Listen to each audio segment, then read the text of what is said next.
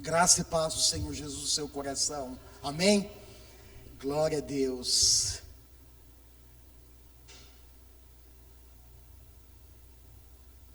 Enquanto nós cantávamos esse hino lindo, que carrega uma mensagem essencial, fundamental do Evangelho, eu me lembrei que em Jerusalém, no mês passado, eu estive na região do Gólgota. Obrigado, viu, Akemi?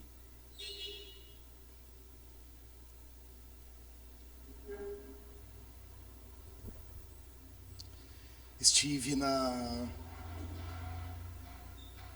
região do Gólgota, que é próximo ao Jardim da Tumba, onde tem a caverna, onde eu mostrei para vocês lá na foto, nas fotos e no vídeo. Nos vídeos é onde fica a gruta, onde foi o corpo do Senhor Jesus foi colocado. E Gólgota significa caveira. E o guia que trabalha ali em Jerusalém, no Jardim da Tumba, por incrível que pareça brasileiro, o nome dele é João Batista. E um rapaz muito bacana, muito simpático. E ele mostrou a rocha, na realidade o Gólgota é um local rochoso. E nessa rocha, ele tentou mostrar para a gente, eu não consegui ver muita coisa, irmãos, até por causa do desgaste da rocha. Com o tempo, vai erodindo, vai sofrendo a ação do vento, da chuva, enfim, e a rocha vai se desgastando. Ele tentou mostrar para a gente o olho, olha, ali é o olho da caveira, a boca mais embaixo. Eu não vi muita coisa, mas ali onde nós estávamos era a região do Gólgota, onde o Senhor Jesus foi crucificado. Enquanto nós cantávamos, eu me lembrei desse episódio. Irmãos, essa noite, sei que a luz refletindo não dá para visualizar com muita nitidez, mas esse local é um oásis no deserto, dá para acreditar? Fantástico, né? Um dos oásis espalhados, distribuídos pelo deserto da Judéia. Eu estive nesse local e tomei um banho nessa cachoeira. Por que eu deixei essa imagem ilustrativa? Porque ela está vinculada com o tema que eu quero compartilhar com vocês. Oásis no deserto. E um dos textos bíblicos, alguns textos bíblicos eu selecionei, e um dos textos se encontra no Evangelho de Mateus, capítulo 4. Além de outros textos que a gente vai trabalhar aqui nessa noite. Mas pode deixar a sua Bíblia aberta, porque esse será um dos textos a serem refletidos. Mateus 4,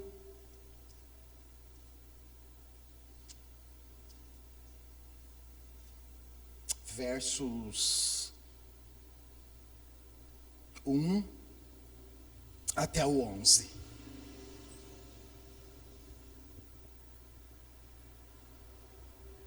Eu vou chegar lá. Irmãos, preste atenção. Tendenciosamente, você pode discordar de mim, tá bom? Sem problema nenhum. Tendenciosamente, nós associamos deserto, tanto a palavra deserto, quanto o que ele representa, o que ele realmente significa, uma região geográfica irregular, muito seca, com altas temperaturas diurnas e baixas temperaturas noturnas. Eu não fiquei à noite no deserto, nós andamos só durante o dia.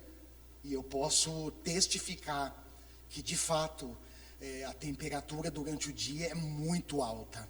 Para vocês terem uma ideia, na nossa caminhada pelo deserto da Judéia, mais ou menos entre 9 e pouco, 10 da manhã, já estava quase 40 graus. Então, assim, é muito quente. É um local com poucos recursos necessários disponíveis. E tendenciosamente, nós associamos o deserto apenas com aspectos negativos. E podemos pensar, será? Pensa aí, põe a cachola para funcionar. Pensa junto comigo, será que existem aspectos positivos no deserto?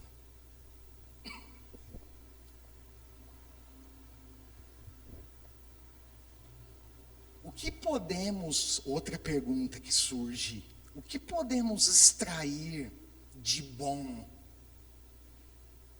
do deserto?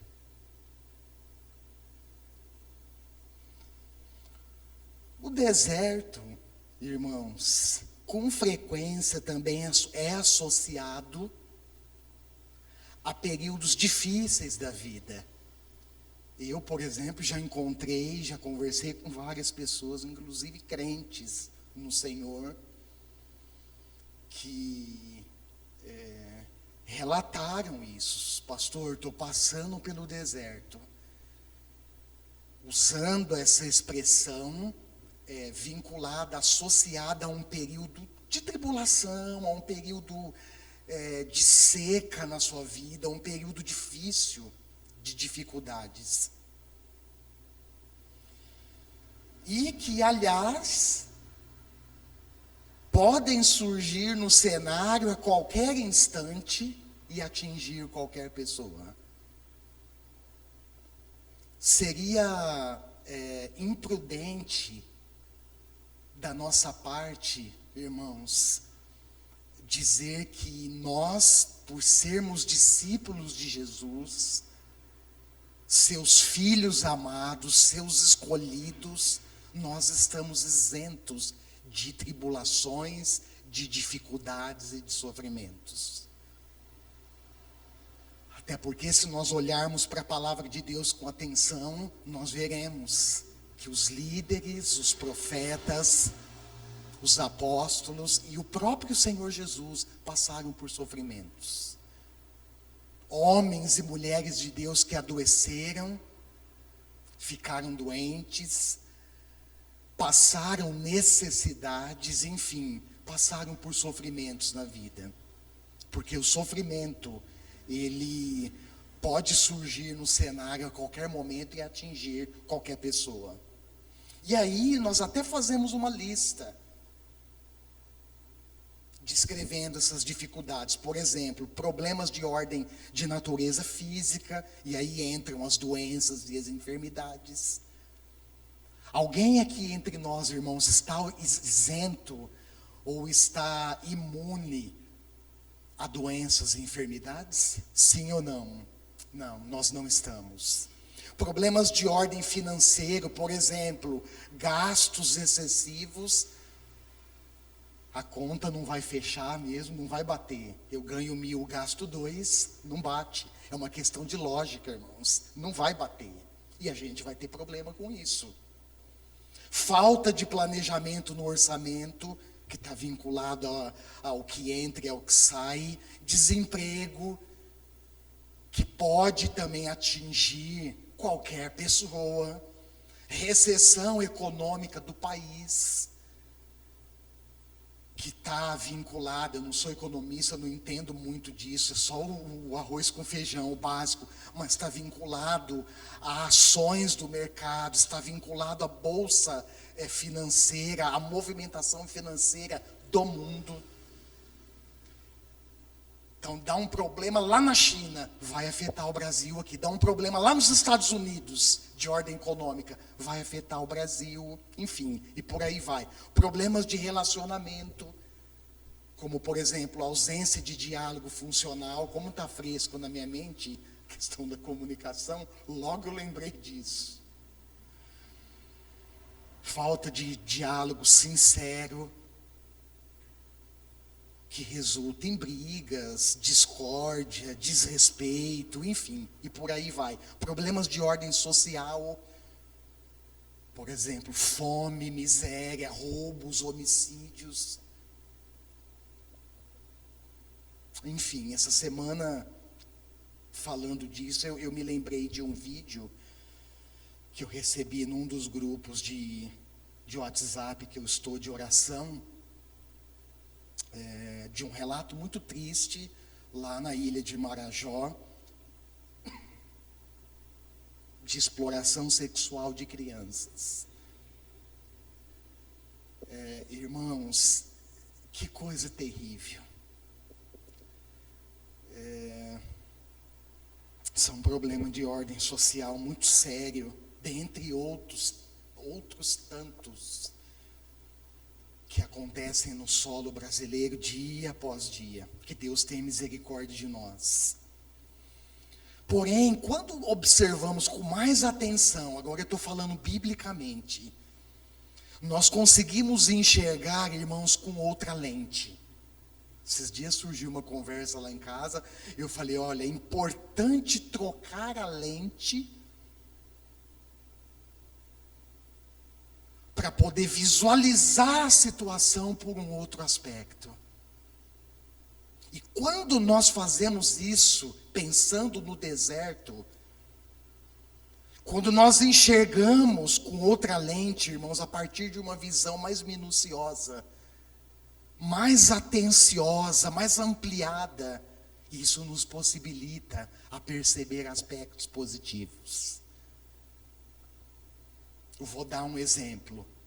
Êxodo capítulo 3. Anota aí, registra no seu tablet, no seu celular, ou registra no melhor computador que existe, que Deus nos deu na mente, para você estudar durante a semana. Pastor, esse às vezes falha, eu sei, o meu está falhando, mas é normal, irmãos. Com a idade vai falhar mesmo um pouquinho. Mas é perfeito o sistema aqui. Êxodo 3. O que aconteceu? Moisés, o grande líder da nação, está onde? No deserto. E o que Moisés está fazendo no deserto?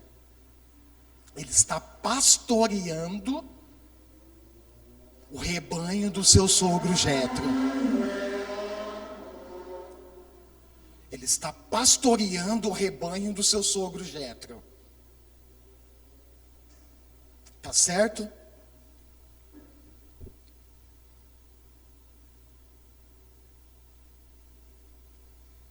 E enquanto ele pastoreia o rebanho, o que acontece? Ele é chamado, ele é chamado por Deus. Então, se liga aqui, deserto, na experiência de Moisés, foi uma oportunidade para ter um encontro com Deus e para ser chamado por Deus. Irmãos, isso é bom ou não é? E aonde que aconteceu? Maravilhoso, no deserto. Ele vê uma chama de fogo no meio de uma sarça, que é um pequeno arbusto, um arbusto de pequeno a médio porte. Eu vi muito disso lá no deserto. Que numa região seca, pode acontecer naturalmente de pegar fogo com o calor excessivo que faz no deserto. Só que quando um arbusto seco pega fogo, o que acontece, irmãos? É igual a gente bolar um papelzinho aqui e pôr fogo. O que vai acontecer? Ele vai queimar rapidamente, vai virar cinza. Só que o arbusto que Moisés via em chamas não se consumia. Isso chamou a atenção dele. E o que ele fez? Ele se aproximou para olhar. Mas antes disso, irmãos, eu quero abrir um parênteses e dizer para vocês que, particularmente falando, o extraordinário, isso aqui é chamado na teologia de teofania. O que é uma teofania? É uma revelação nítida, é uma manifestação visual do poder de Deus. O texto diz que um anjo apareceu numa coluna de fogo, numa chama de fogo, no meio da sarça, mas a sarça não se consumia. E particularmente falando, o extraordinário não foi somente essa revelação visível do anjo de Deus numa chama de fogo que saía do meio da sarça. Extraordinário, irmãos, foi Deus chamar um homem frágil, limitado, inseguro e incluí-lo no seu propósito. Quando eu olho para isso, irmãos, eu lembro, é inevitável, eu lembro de mim. O chamado, e você também precisa lembrar de você, de maneira particular, o chamado de Deus na sua vida é extraordinário. Amém? E olha lá para o texto, depois com atenção, você vai ver, quando Moisés se aproxima, Deus chama ele pelo nome. Quando Deus te chamou, Ele te chamou pelo nome. E quando Moisés responde o chamado, Deus se revelou a ele. E também revelou o seu propósito. Percebeu que tem uma equação bíblica aqui, legal? Uma equação bíblica interessante, irmãos. Qual é essa equação? Vamos fazê-la junto comigo. Olha lá. Aproximação ou interesse resulta no quê? Num chamado. Quando Moisés responde ao chamado, Deus se revela a ele. Então, aproximação ou interesse resulta no chamado. O chamado por si mantém uma relação com dois elementos. Quais são esses dois elementos? O comportamento mais a resposta. E quando isso acontece, Deus se revela de maneira pessoal e Deus revela-se de maneira proposital, ou seja, Ele revela os seus propósitos. Quer ver comigo? Olha lá, Êxodo 3, você está aberto aí nesse texto? 4 ao 6, olha lá, olha que interessante, Êxodo 3, 4 ao 6, o Senhor viu que ele se aproximava para observar, e então do meio da sarça Deus o chamou, Moisés, Moisés, eis-me aqui, olha a resposta, eis-me aqui, respondeu ele, então Deus disse, não se aproxime, olha o comportamento, a postura que Moisés deveria manter, não se aproxime, tire as sandálias dos pés, pois o lugar que você está é terra santa. Deus disse ainda, olha a revelação pessoal, que lindo, irmãos, eu sou, quem? O Deus de seu pai. Eu sou o Deus de seu pai, o Deus de Abraão, o Deus de Isaque, o Deus de Jacó. Então Moisés cobriu o rosto, pois teve medo de olhar para Deus. Eu quero fazer uma pergunta para você. Você tem se aproximado de Deus?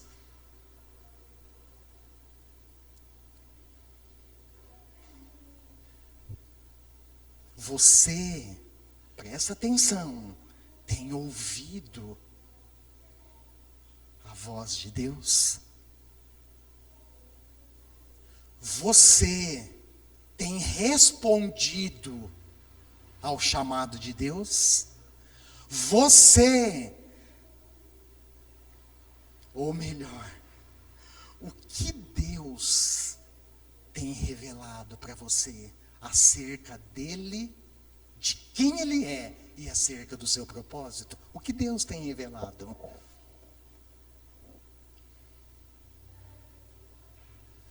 Quer ver outro exemplo? No deserto. E aqui eu vou citar alguns textos, algumas referências bíblicas por causa do tempo, irmãos. Mas você anota, estuda na sua casa durante a semana, vale muito a pena. No deserto, as dificuldades se tornaram oportunidades para a ação de Deus. Olha para a pessoa que está do seu lado, está quase cochilando. Ajuda o pastor a pregar. Olha para ela e fala assim: no deserto. Isso, para ajudar a dar uma acordada. As dificuldades se tornaram oportunidades para a ação de Deus. Legal, né? Bonito. Prova isso. Não esquece, irmãos. Tudo que a gente afirma biblicamente, a gente tem que provar com o quê? Com a Bíblia.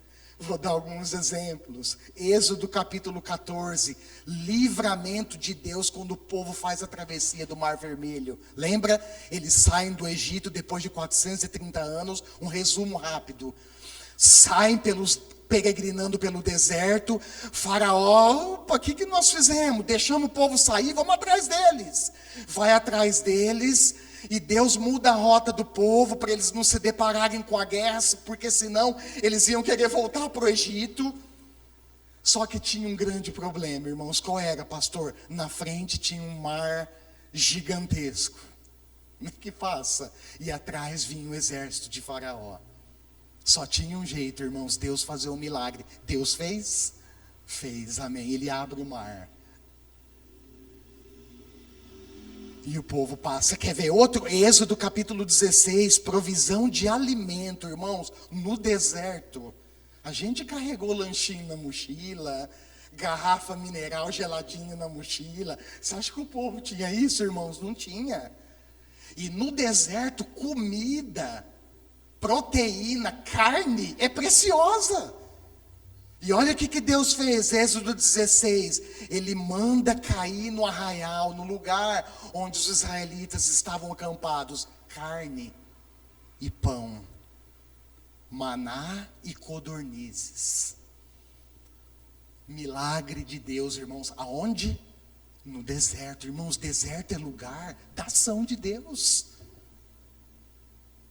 Só que se a gente ficar como o povo de Israel, só murmurando, só reclamando no deserto, nós não enxergamos e muito menos desfrutamos dos milagres de Deus no deserto. Quer ver outro? Tem mais, Êxodo 17, provisão de água, irmãos. Água no deserto é um recurso essencial, sabe para quê? Para sobreviver. 3 dias no deserto sem água, num sol e temperatura altas, nós morremos. E o que Deus faz?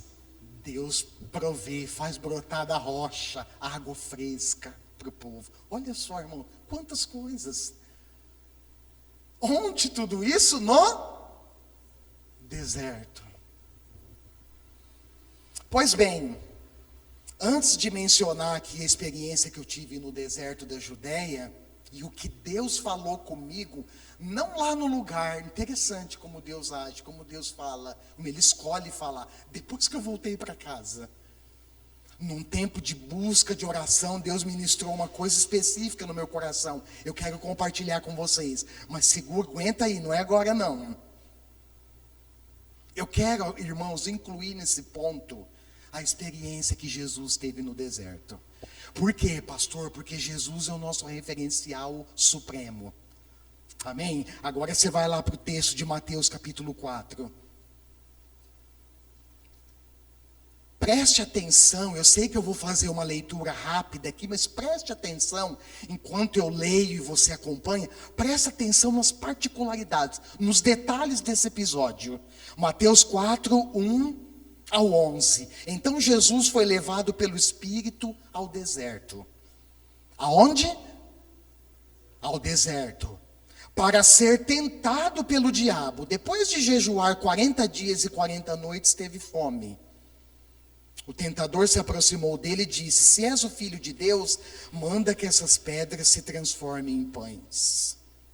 Jesus respondeu: Está escrito, nem só de pão viverá o homem, mas de toda palavra que procede da boca de Deus. Então o diabo levou a cidade santa, Jerusalém, colocou na parte mais alta do templo e lhe disse: se és o filho de Deus, joga-te daqui para baixo, pois está escrito, ele dará ordens aos seus anjos ao seu respeito, e com as mãos eles o segurarão para que você não tropece em alguma pedra. Jesus lhe respondeu: também está escrito, não ponha à prova o Senhor, o seu Deus. Depois o diabo o levou a um monte muito alto e mostrou-lhe todos os reinos do mundo e o seu esplendor. Ele disse: tudo isso te darei, se te prostrares e me adorares. Jesus lhe disse: retira-te, Satanás, pois está escrito, adore o Senhor, o seu Deus, e só a Ele preste culto. Então o diabo deixou e anjos vieram e o serviram. Primeira lição importante aqui. Jesus foi conduzido ao deserto pelo Espírito Santo.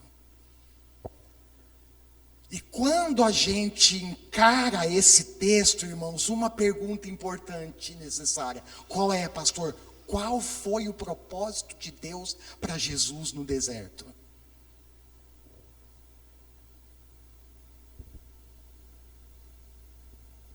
Essa palavra tentação, ela é melhor utilizar a palavra provação. Foi um teste. E qual foi o propósito de Deus? Foi esse, irmãos, foi provar, foi testar Jesus no deserto. Foi proposital.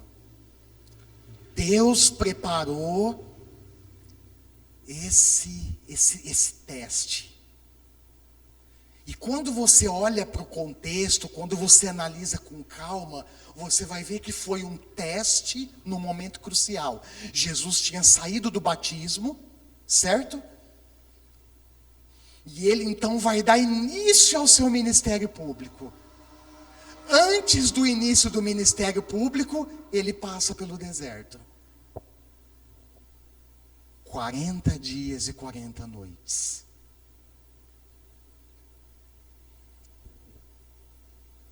E qual foi o agente que o próprio Deus escolheu? O diabo. Interessante. Não é? Pastor, talvez você está aí nos pontos, né? Fazendo sinopse.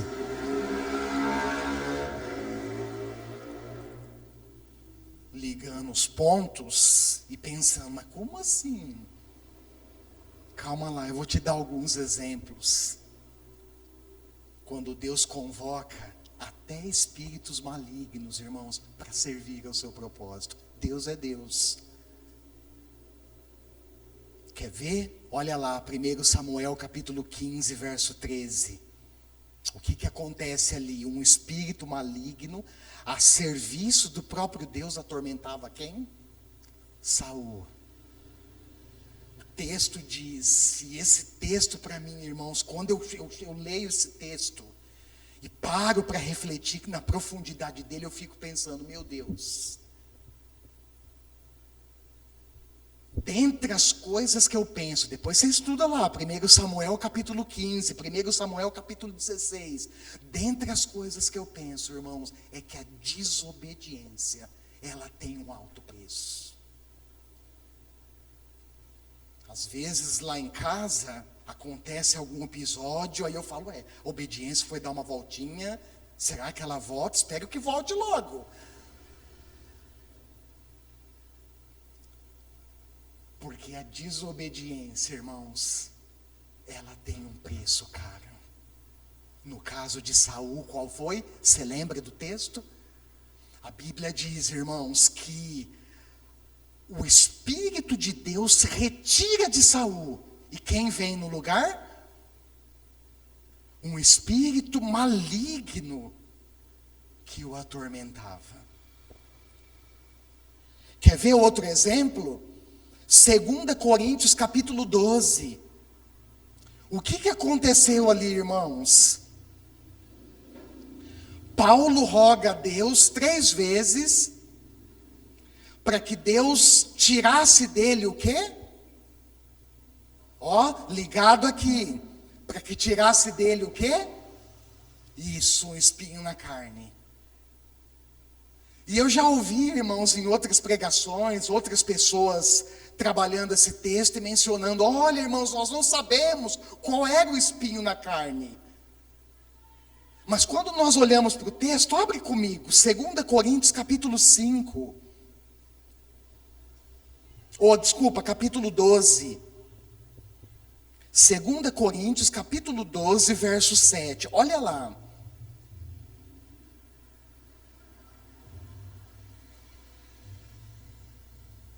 Para impedir que eu me exaltasse por causa da grandeza dessas revelações, no contexto, Paulo estava falando de uma visão, de uma experiência gloriosa que ele teve com Deus. Eu não vou entrar em detalhes. Nessa experiência, ele não sabe se no corpo ou fora do corpo. Se ele não sabe, irmãos, muito menos eu, e muito menos você. Mas nessa experiência, se no corpo ou fora do corpo, ele fala que ele foi arrebatado, foi ao terceiro céu. E ali ele viu coisas, como que ele relata aqui? Olha, fui arrebatado ao terceiro céu.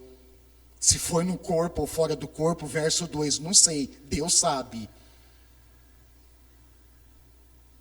Foi arrebatado, inclusive é interessante porque ele fala na terceira pessoa.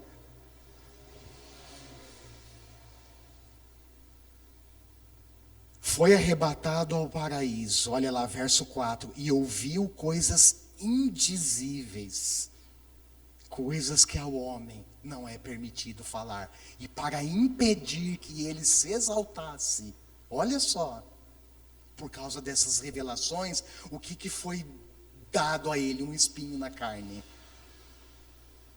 O que é o espinho na carne? Nós não sabemos, irmãos, o que era exatamente, mas nós sabemos o que causou a causa do espinho. Olha lá, versículo 7. Para impedir que eu me exaltasse por causa da grandeza dessas revelações, foi-me dado um espinho na carne. Um mensageiro de quem? De Satanás me atormentava. Olha. Mensageiro de Satanás. O que você entende quando você lê isso, irmãos? Era um demoninho, pastor. Não existe demoninho, não. Era demônio puro mesmo. Mensageiro de Satanás, quem é? Demônio. Um espírito maligno, irmãos, enviado por Deus para atormentá-lo a fim de que ele nos exaltasse. E eu fico imaginando, quando eu leio esse texto, irmãos, como deve ter sido difícil para ele. Talvez, não sei, eu penso que esse espírito maligno causou uma enfermidade nele. Que era tão difícil, que atormentava tanto ele, o que ele faz? Ele roga a Deus 3 vezes: Senhor, tira de mim esse espinho. Senhor, mais uma vez, tira de mim esse espinho na carne. Mais uma vez, Senhor, 3 vezes, tira de mim. Qual foi a resposta de Deus para ele, irmãos? Verso 8: 3 vezes roguei ao Senhor que o tirasse de mim, mas ele me disse: a minha graça é suficiente para você. O meu poder se aperfeiçoa na sua fraqueza. E eu quero abrir um parênteses, irmãos, e chamar a sua atenção e dizer que pode ser, não se assuste com isso, olhe para a realidade bíblica, aí você não vai se assustar. Pode ser que em algum momento da sua vida, Deus permita situações difíceis. Pastor, Ai, pastor, não fala que ele vai enviar, não. Fala não.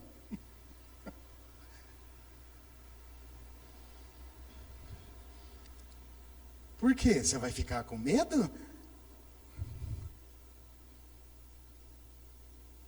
Pode ser, irmãos, que em algum momento da sua vida, Deus permita situações difíceis para testar a sua fé.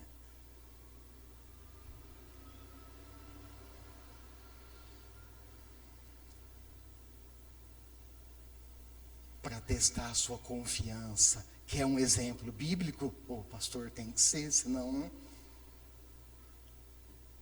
Gênesis 22. O que acontece lá? Anota, Gênesis 22. Depois você estuda na sua casa durante a semana. Deus prova Abraão. Não vou entrar em detalhes, irmão. Você conhece o texto. Sara, a esposa dele, era estéril, não podia ter filhos. Isso era uma humilhação para as mulheres naquele tempo, porque afinal, não perpetuar a descendência era uma humilhação.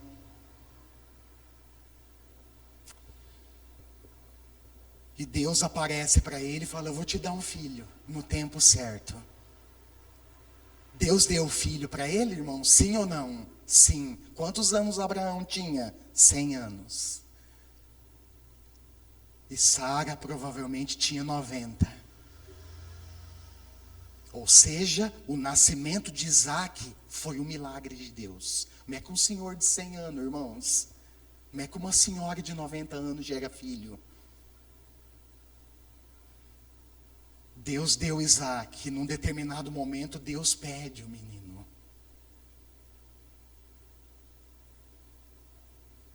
Gênesis 22, 2. Então Deus disse: tome seu filho, seu único filho, o filho da promessa, irmãos, aquele que seria herdeiro, aquele que perpetuaria a linhagem de Abraão. Olha só, toma o seu filho, o seu único filho Isaque, a quem você ama, e vá para a região de Moriá. Eu estive nessa região, em Jerusalém agora. E confesso para vocês, irmãos, eu olhei lá de cima, a vista linda da cidade de Jerusalém, do Monte Moriá, e fiquei procurando onde era o lugar que Abraão foi sacrificar Isaque. E aí o guia me falou: não, nós não sabemos o exato ponto, a localização, foi nessa região. Vai para a região de Moriá, sacrifique-o ali como holocausto, num dos montes que eu indicarei. O que era um sacrifício feito em holocausto, irmão? O que era um holocausto? Era um sacrifício totalmente queimado. Segue o texto, eu não vou entrar em detalhes, você sabe. Abraão pega o menino. Deus estava provando a fé dele. Leva para o Monte Moriá, prepara o altar, amarra o menino. Olha só, e quando ele vai pegar a faca para matar o seu filho único, Deus fala com ele: Abraão, não faça isso. Agora eu sei que você é fiel, que você me obedece. Então pode ser, querido irmão e querida irmã, que em algum momento da sua vida, Deus permita situações difíceis para provar a sua fé, para provar a sua confiança. No deserto, irmãos, voltando para Mateus 4, a ênfase da aprovação, e eu quero chamar sua atenção para isso, eu já estou caminhando para o final da mensagem. Qual foi a ênfase da aprovação do diabo em relação a Jesus? Voltou-se para a identidade dele. Olha lá o texto. Mateus 4, 3. O tentador aproximou-se dele e disse o quê? Se és o Filho de Deus. Olha só. Manda que essas pedras se transformem em pães. Será que Jesus estava com fome? depois de jejuar 40 dias e 40 noites, o texto diz que o bicho é terrível, parece no último dia. A hora que o estômago dele, a hora que a barriga estava roncando no nível máximo. Se és filho, a ênfase da aprovação, irmãos, cai sobre a identidade de Jesus. Faz o seguinte: transforma essas pedras em pães. E eu quero perguntar para você, por que a ênfase do diabo foi questionar a identidade de Jesus? O que você responderia? Não precisa responder agora para mim, mas pensa, o que você responderia? Vou repetir a pergunta: por que a ênfase do diabo foi questionar a identidade de Jesus?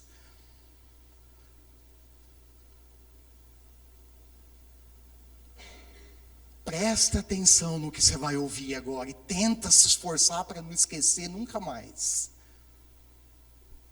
Porque a identidade, ela está ligada intimamente a dois aspectos cruciais.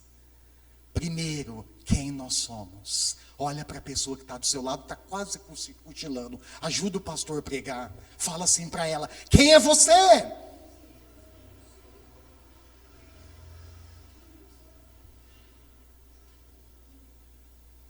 Será que se eu jogar daqui não chega, né? Quem é você? Pessoal do YouTube, depois que vai acompanhar a mensagem, quem é você? Quem somos nós, irmãos?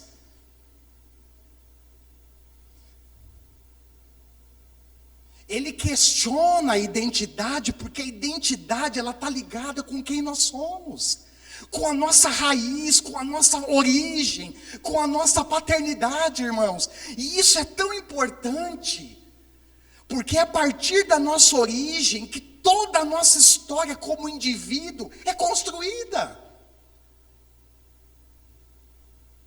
É por isso que, se nós tivermos na formação da nossa identidade, logo nos primeiros anos de existência, nós formos traumatizados, nós enfrentarmos traumas da vida, situações terríveis, e isso vai afetar o nosso crescimento.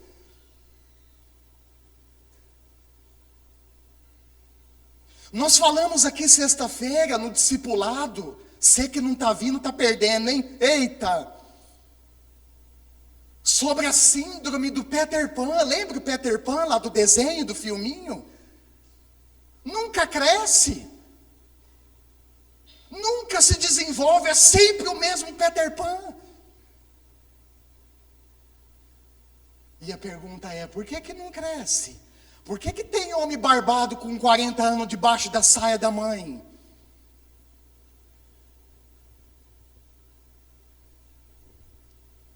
Sabe por que ele vai na identidade, irmãos? Porque é a partir da nossa origem que toda a nossa história é construída.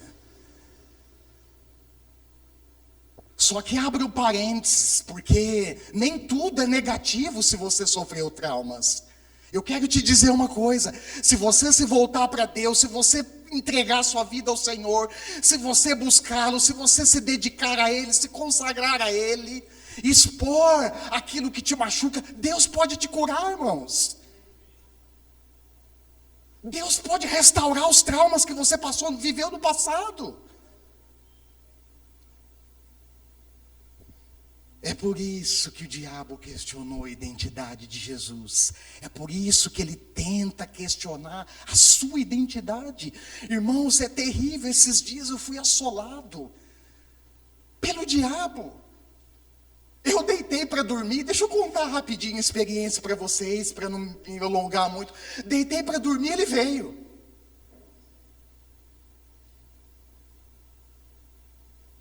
E ele sabe, irmãos, aonde ele cutuca, ele sabe.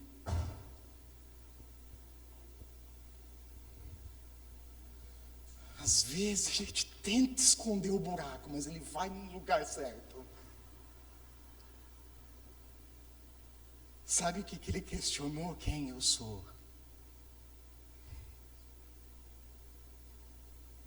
Quem é você? Irmãos,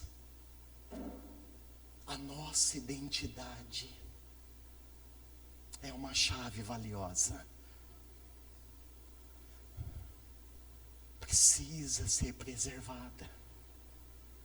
E eu, como não quero papo com ele, já repreendi logo. E ele insistia, irmãos. Até que, como no texto, até que ele foi embora. Mas no tempo oportuno ele volta. Mas se o Senhor é por nós, quem será contra nós? Amém? Por que a ênfase foi questionar a identidade? Segunda coisa, porque a identidade, não esqueça isso, ela está alinhada, atrelada à nossa missão. Como indivíduos e como igreja no coletivo. E agora eu quero te dizer uma coisa: se não sabemos quem somos, não saberemos o que nós precisamos fazer. Sabe por que Jesus foi até o fim da missão, irmãos? Porque ele sabia quem ele era. E ele sabia que a sua identidade, ela estava atrelada à sua missão. Mas preste atenção no que eu vou te dizer. Se a igreja, se cada um de vocês não soubermos a nossa identidade, nós não saberemos o que nós precisamos fazer. Se não temos consciência do nosso objetivo, não saberemos que caminho seguir. E aí é um risco, porque a gente começa a pegar qualquer caminho.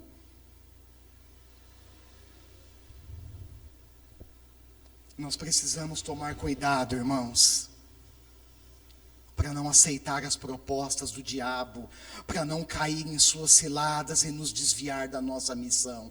Jesus rejeitou os atalhos propostos pelo diabo, aliás, atalhos que, se comparados com a missão original, isso é, se é que podemos fazer essa comparação,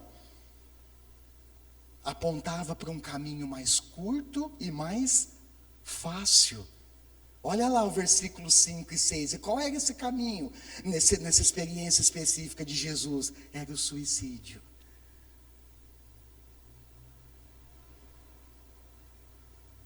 Porque aí, aborta a missão. Olha lá, versículos 5 e 6 de Mateus. Deixa eu voltar lá. Capítulo 4, 5 e 6. O que está escrito, irmãos? Então o diabo levou a cidade santa, colocou na parte mais alta do templo e lhe disse: se és o filho de Deus, joga-te daqui para baixo. E aí encerra a história de uma vez.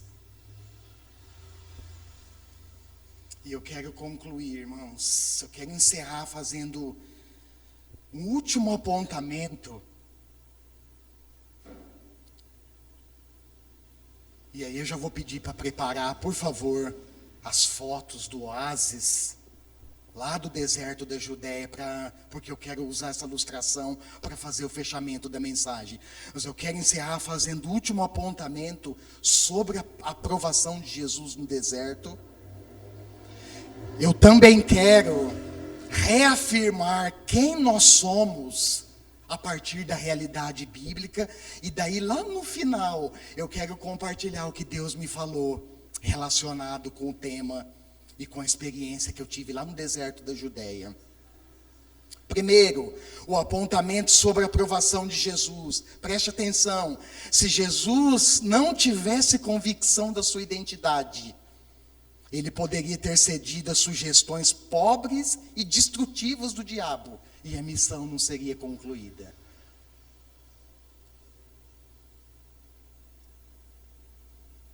Presta atenção aqui comigo. Quantos cristãos, irmãos, quantos?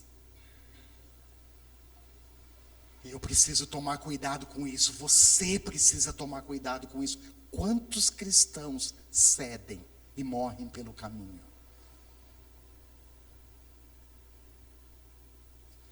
Quantos cristãos que até iniciam uma jornada fervorosa? Você já viu gente assim? Mas que no caminho cedem e morrem diante das provações. Sabe por quê? Porque não desenvolvem uma convicção sólida e firme da sua identidade.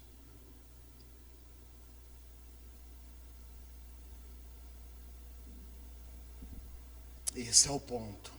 Agora, vários textos aqui, eu vou citar rápido por causa do tempo, me desculpe. Quem você é à luz das Escrituras? Nós somos, Paulo, Efésios 2:10, nós somos criação de Deus, realizada em Cristo Jesus, para fazermos boas obras, as quais Deus preparou antes para nós praticarmos. Amém? Quem nós somos à luz das Escrituras, irmãos? Mateus 5:13-16, Jesus volta para os discípulos e diz: vocês são sal da terra, vocês são luz do mundo, não podemos nos esconder, a luz de Cristo precisa brilhar no mundo através da igreja.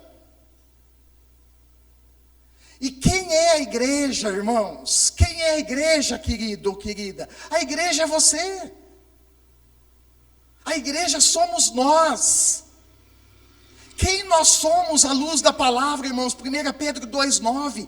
Nós somos a geração eleita,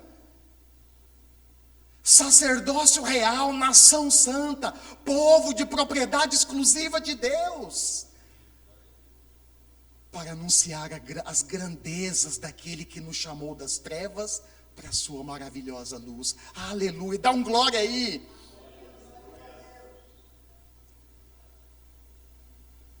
Mas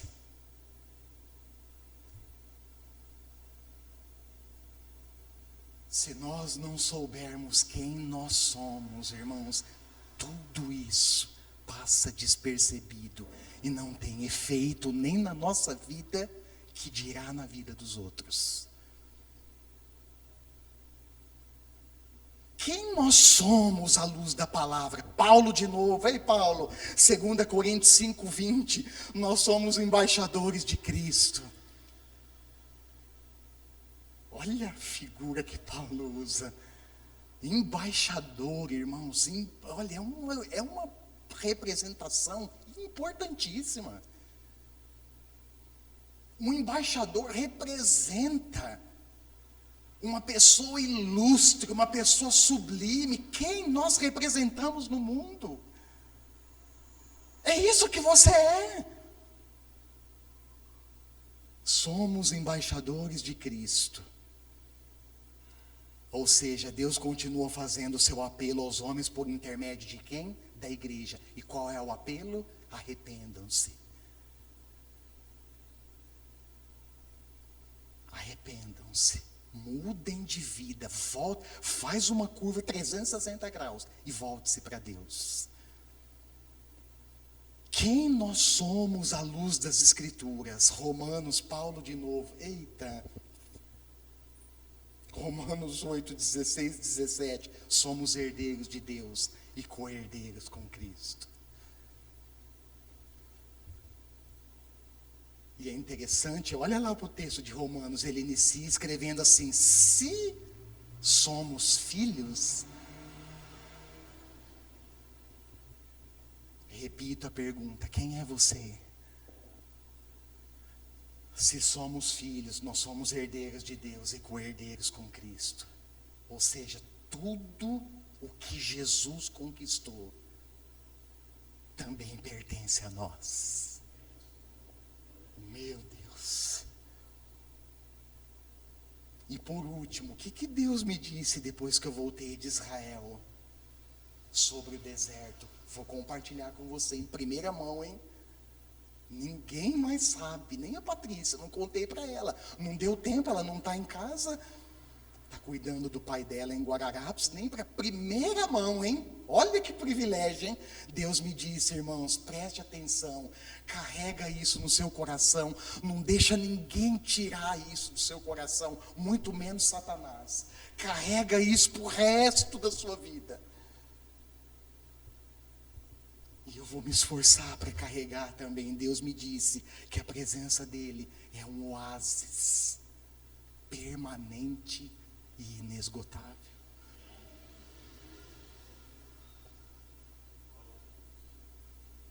Tem noção disso?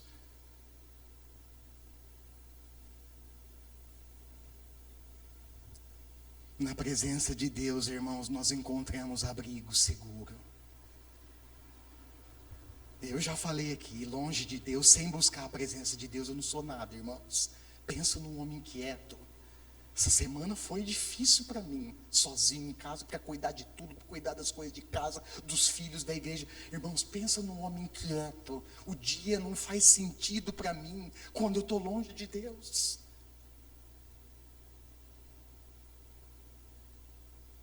Eu sei que as tarefas que eu estou desempenhando são legítimas. Eu sei que Deus está vendo, Ele compreende, Ele valoriza. Eu sei, irmãos, mais longe dEle.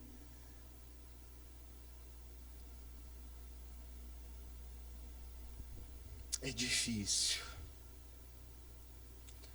Presença dEle, nós encontramos refrigério para a nossa alma. Porém, Ele me fez pensar em algumas coisas. Dentre elas, Ele me fez pensar que para chegar no oásis, cadê? Tem as fotos? É possível projetar? Será que dá para apagar aqui? Eu estou fechando com isso, se for possível. Ele me fez pensar, irmãos. Olha, irmãos, olha onde eu estou. Dá para acreditar? Não, dá uma olhada. Pastor, só não tirou a camiseta, de vergonha do pessoal. Mas a minha vontade era tirar a camiseta. Irmãos, eu estou num oásis, dá para acreditar? No meio do deserto. Isso, se der para pôr um coraçãozinho, clica no coraçãozinho.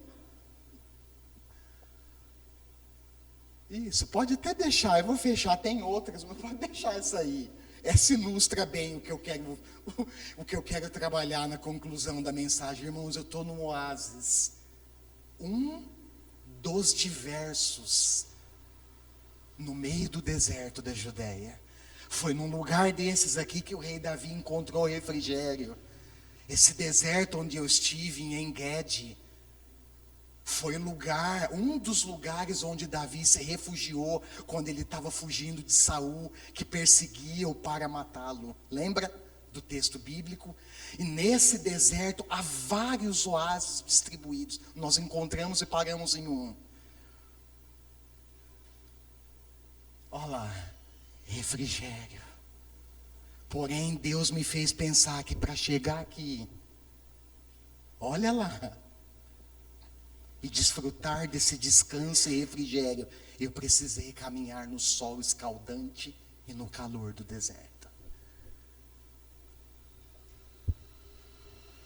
O que eu quero dizer com isso, irmãos? Às vezes, nós queremos o refrigério. Quem aqui quer refrigério? Levanta a mão. Levanta as duas logo.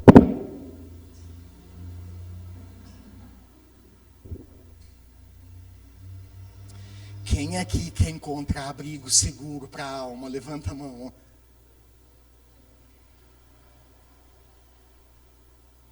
Quem aqui está disposto a caminhar no sol, a se esforçar no dia a dia, a ser disciplinado na busca por Deus para encontrar oásis? Quem aqui? Levanta a mão.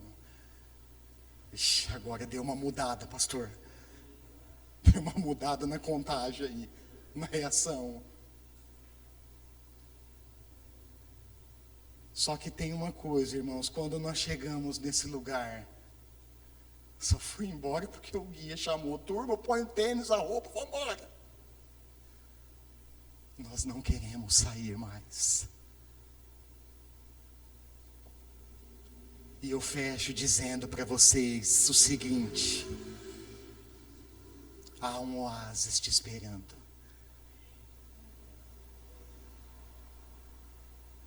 Talvez, não sei, você está pensando, ligando os pontos. Puxa, pastor, eu tenho caminhado com Deus 1, 2, 10, 15, 20, 30 anos. Eu ainda não entrei nesse lugar. Vou repetir. há um oásis te esperando. Você vai precisar de disciplina, de esforço para chegar lá. E aí? Vai encarar o desafio? Feche os seus olhos.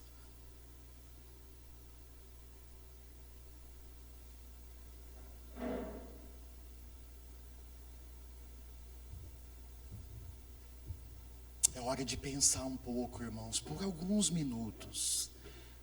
Eu sei que a reflexão ela precisa se estender amanhã e depois de amanhã, a semana inteira. A reflexão ela não pode terminar aqui. Mas por um momento, por alguns minutos, pense quem é você. Pense onde você está.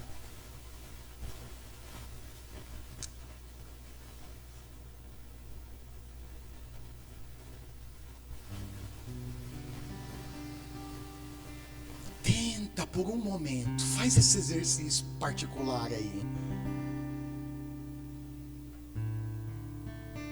E visualizar exatamente o ponto, a localização onde você se encontra na sua caminhada com Deus.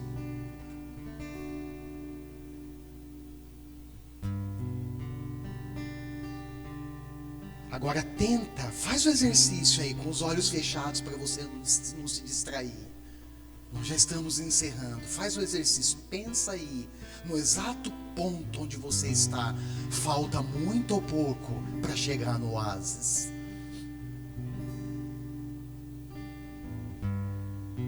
Você está a pequena, média ou longa distância? Há um oásis te esperando. Mas caminhar até ele, irmãos, é responsabilidade de cada um de nós. Obrigado por tua presença aqui, Senhor. Eu te exalto. Eu te rendo graças, eu te glorifico. O Senhor está aqui conosco e é isso que importa. Obrigado porque nós ouvimos nitidamente a sua voz, revelada na sua palavra. O que fica para nós é a reflexão, o que faremos com isso. Onde estamos, onde queremos chegar, se é que queremos chegar.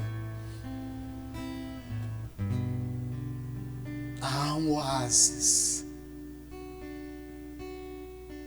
presença viva, fonte de graça, fonte de poder do Senhor nos esperando. A questão é, caminharemos até lá? Nos esforçaremos no dia a dia para chegar nesse oásis? Eu te garanto, chegando lá, você não vai querer sair mais. Senhor, nós te bendizemos, agradecemos por esse tempo tão precioso. O Senhor conhece a realidade de cada um. As pessoas também que nos acompanharão posteriormente pelo canal no YouTube, sejam encorajadas pela tua palavra, ministradas pela tua palavra, em nome do Senhor Jesus.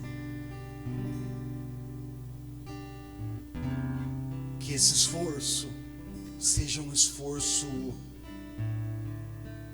de cada um de nós. E a minha oração, Senhor, é que os meus irmãos, eu e cada um deles, possamos caminhar todos os dias, almejar na nossa alma, no fundo do nosso coração, chegar nesse oásis, que é a tua presença, fonte inesgotável e permanente, de refrigério, de descanso, para nossa alma, em nome do Senhor Jesus, amém. Amém, irmãos. Nós também temos um momento muito especial. Fique de pé no seu lugar. Enquanto nós cantamos,